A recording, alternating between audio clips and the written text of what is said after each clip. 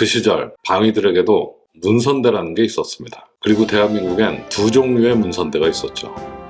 유재석이 있는 문선대와 유재석이 없는 문선대. 1995년 여름 육군 제52사단 문선대에 그분이 계셨습니다. 문선대, 이 군에서 공연을 업으로 하는 부대죠. 병력의 대부분이 방위병인 52사단은 사실 있을 이유가 없는 부대였습니다. 도대체가 방위들한테 사기 진작을 위한 공연이 왜 필요합니까? 일찍 퇴근시켜주면 그게 사기 진작이지. 그런 이유였겠지만 이 공연을 위해 상주하는 정예화된 문선대는 따로 없었고, 공연 처리되면 사단 내에서 인력을 차출합니다. 그러다 보니까 이 문선대라기보다는 공연을 위한 위문 인력사무소 같은 느낌? 각 연대에서 몇 명씩 뽑아서 파견을 보내는 거죠. 그렇게 모아서 한 두 달 준비하고 연습해서 각 연대를 쭉 돌면서 공연을 합니다. 그렇게 공연이 끝나면 해산하는 일종의 태스크포스죠. 델타포스 말고. 제가 그 문선대 태스크포스 출신입니다. 델타포스 말고. 그럼 저는 대체 뭐길래 문선대 파견을 나갔을까요? 이 유재석과 이정재가 입대하자마자 저희 연대로 공연을 한번 온 적이 있습니다. 큰 공연은 아니었고 이 대대별 장기자랑하는 행사였는데 둘이 와서 MC를 맡습니다. 그 행사에서 제가 1등을 합니다. 인재가 없었어요. 210년대. 제가 그때는 부대 밖으로 나갈 수 있는 기회만 있다면 무조건 손 들고 나갔었습니다. 되게 열정적이었죠. 그때도 1등을 하면 휴가를 준다니까 그래서 손 들고 나갔죠. 그때 들었던 손이 6개월 후에 저를 문선대까지 끌고 간 거죠. 여러분도 기회 있을 때 손 드십시오. 꿀빨 일이 생깁니다.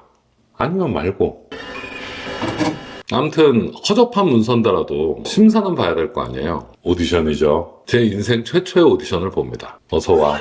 오디션은 처음이지. 그 사단에서 오디션을 보는데 심사위원이 세 분 앉아 계십니다. 한 명이 훗날 유느님이라 섬김받으시는 유재석. 또 한 명이 당시 이 모래시계란 드라마로 대한민국을 모래폭풍으로 불어넣은 이정재. 그리고 소대장 한 분이 계셨는데 기억이 잘 안 납니다. 제 기억 속에선 약간 NPC 같은 느낌?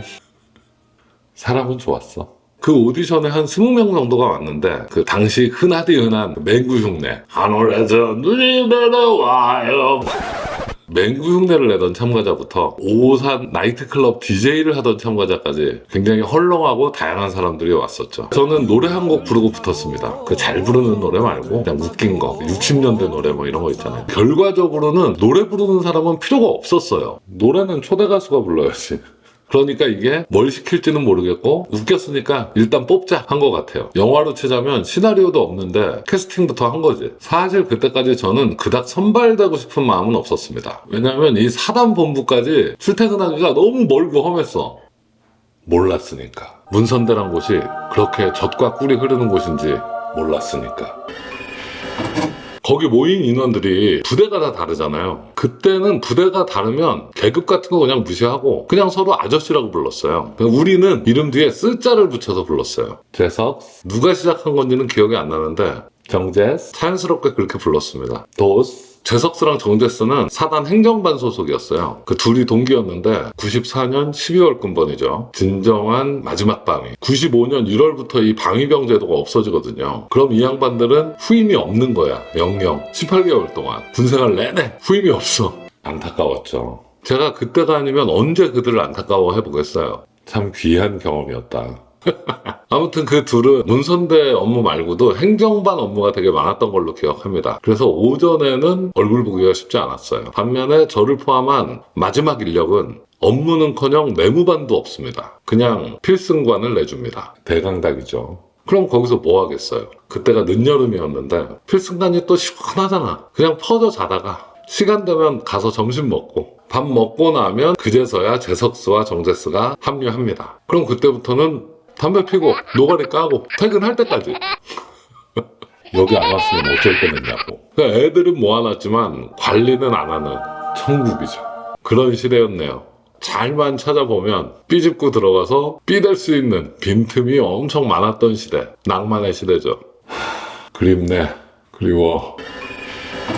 아무튼 오후에 이 필승관은 자연스럽게 거의 서바이벌 토크 경연장이 됩니다. 오전 내내 잤겠다. 점심 든든히 먹었겠다. 컨디션들이 얼마나 좋겠습니까? 각자 입대하기 전에 사회생활에 대한 이제 토크의 장이 벌어집니다. 약간 강심장 수준은 아니었고 아침마다 이 정제스는 좀 차분한 편이었어요. 그래서 자기 얘기는 이렇게 많이 안 했지만 크게 웃고 리액션 좋고 밝고 지금이랑 비슷했던 것 같아. 젠틀한 노잼? 쏘리 정제스. 그래서 뭐 기억나는 에피소드는 별로 없어요. 반면에 재석스는 천상 까불이었습니다. 상당히 가벼운 느낌. 그때도 이 노가리판의 명 MC였습니다. 그러니 그 필승관에서의 생활이 얼마나 재밌습니까? 하물며 이게 군 생활이야. 야르. 매일매일 그렇게 노가리 퍼레이드를 하던 중에 제가 재석스한테 살짝 충격을 받은 기억이 있습니다. 필승관 밖에서 담배 피면서 그냥 뭐 거의 나이트 DJ도 있고 막 이랬으니까 옛날 라이트 얘기나 하고 낄낄거리고 있을 때였는데요. 자기가 입대 전에 밤무대 공연 뛰던 썰을 막 풀면서 대전에 있던 나이트 공연 가던 얘기를 했어요. 막 자기가 몰입돼서 신이 나서 얘기를 하는데 진짜 눈이 반짝반짝거리더라고. 자기가 일이 거의 없던 시절이었는데 일주일에 한 번인가 대전에 있는 유성 관광특구에 일이 잡혔다는 거예요. 그 공연을 가는 날이면 그 운전하고 가는 2시간이 그렇게 설레고 행복했다는 거예요. 그 2시간 운전하고 가서 10분 공연하면 15만 원. 그 돈도 돈이지만 운전하는 내내 그 사람들 앞에서 공연할 생각에 막 가슴이 뛰고 설레고 막 이랬다는 거야. 저도 나이트클럽 계단 내려갈 때 그렇게 설레었는데 죄송합니다. 그 15만 원을 받아서 다시 서울로 올라오는 밤길 운전이 그렇게 뿌듯하고 행복했다는 얘기를 무슨 무용담 풀어놓듯이 정말 설레는 표정으로 얘기하는데 솔직히 저는 그때 어린 마음에 신선한 충격이었어요. 그런 느낌이 아마 그때 처음이었던 것 같아요. 야, 이 친구는 자기 일을 정말 좋아하는구나. 정말 즐거워하는구나. 천직이란 게 이런 거구나. 무언가에 미쳐있는 사람을 처음 목도한 느낌. 그 필승관 안에서 참 깨알 같은 구라들이 있었을 거 아니에요. 아직까지 또렷하게 기억 남는 얘기는 그 얘기가 유일합니다. 물론 방송 가능한 얘기 중에. 자기 일에 미쳐있는 사람을 처음 본 거죠, 저는. 어린 나이에. 그런 생각을 하게 된 건 그때가 처음이었던 것 같습니다. 그렇게 한 달 반가량을 마냥 즐겁게 삐댑니다. 그리고 이제 크리에이티브가 나올 시간이 됐죠. 우리는 창의력이 어디서 어떻게 나오는지는 모르지만 언제 나오는지는 알고 있습니다. 마감. 이 창의력이라는 건 마감 시간이 가까워질수록 극대화되기 마련이죠. 이제 부랴부랴 프로그램도 짜고 꽁트 대본도 짜고 합니다. 그걸 누가? 유재석이. 혼자서 다. 꽁트 대본도 재석스가 메인 작가, 그리고 저를 포함해서 한두 명이 서브 작가, 그런 역할로 서로 막 아이디어도 막 내가면서 거의 즉석으로 쓰다시피 했는데 그 과정도 상당히 즐겁고 매끄러웠던 걸로 기억합니다. 솔직히 꽁트는 별로 재미없었어. 그리고 나중에 알게 된 건데 초대 가수 섭외나 이 출연료 내고도 재석스가 혼자 다 했다고 그러더라고요. 이러니 유재석이 없으면 이 문선대는 어떻게 돌아가지? 이런 생각을 안 할 수가 없잖아요. 근데 유재석 전역하고 나서 문선대는 어떻게 됐을라나? 뭐 알바요. 아무튼 그렇게 별 사건 사고 없이 순회 공연은 잘 마무리가 되고 파견됐던 인력들은 사단장 휴가 받고 해산했습니다. 그날 이후로 유재석님은 다시 만난 적은 없습니다. 그 이정재님은 딱 한 번 더 만납니다. 그 이정재가 제가 전역하고 딱 5개월 있다가 전역을 해요. 그리고 저는 전역하고 바로 CF 프로덕션의 연출부 막내로 입사를 하는데 입사하고 한 5, 6개월 후에 샴푸 광고가 하나 잡혔어요. 그런데 모델이 이정재라는 거야. 그때 이제 이정재 전역과 함께 웬갖 광고주들이 다 그를 모셔가려고 할 때였죠. 이정재 씨 모델료가 6천만 원이었던 걸로 기억합니다. 그래서 CF 촬영장에서 연출부 막내와 메인 모델로 회후하게 됩니다. 그게 이제 처음 문선대 오디션장에서 만난 지 1년쯤 지난 후였죠. 다행히 바로 알아봐는 주더라고. 서로 반갑게 이제 정제스, 도스 인사를 했죠. 밤늦은 촬영이라 정제스가 되게 피곤해하고 있었는데 제가 옆에 가서 그래도 자기는 이거 밤새 찍으면 모델료가 6천만 원이잖아. 나는 오늘 밤새 촬영하면 야근 수당 9천 원이야. 라며 위로했던 기억이 납니다. 내가 위로받아야 되는 거 아니야?